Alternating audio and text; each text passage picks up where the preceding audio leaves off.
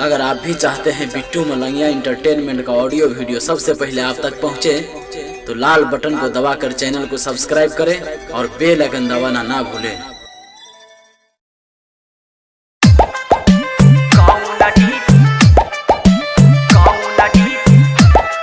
अखन अपने सब सुन रहल छी बिट्टू मलंगिया इंटरटेनमेंट के।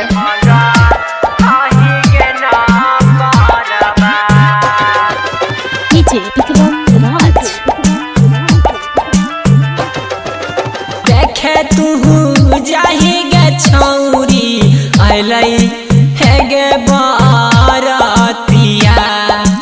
देखे तू जाही गे छौरी अलै हे गे बारतिया। आ कौन बारतिया से छौरी मांग हही गे नंबर बा। आ कौन डीजे वाला मने जरा के मंगा हही गे नंबर बा। DJ Bittu Malangiya, DJ Bittu Malangiya, Madhubani Madhubani.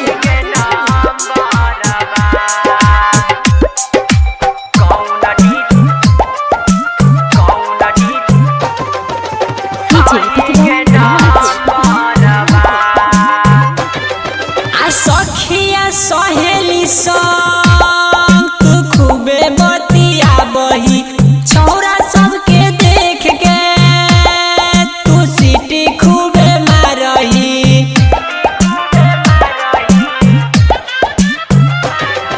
सखिया सहेली संग तू खूबे बतिया बही।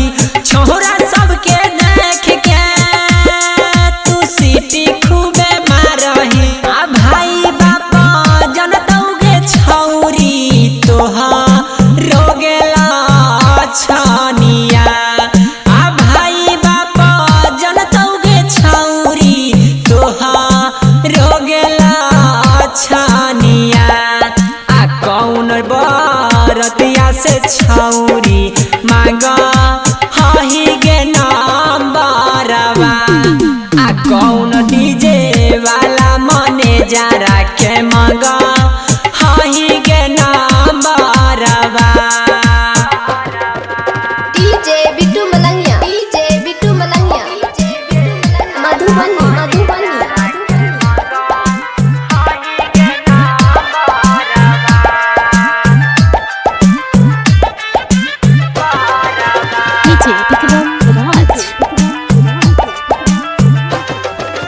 चंदन विकास के गे खूबे तरसा बही। मीते सनी दरदी से रोजो मिलके आबही।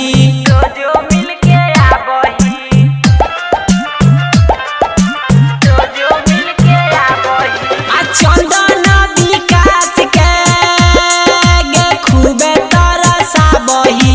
मीते सनी दरदी से रोजो मिलके आबही। कौन बहा कैले हौ छौरी लागे छौरा गे रंजनमा। कौन बहा कैले हौ छौरी लागे छौरा गे रंजनमा।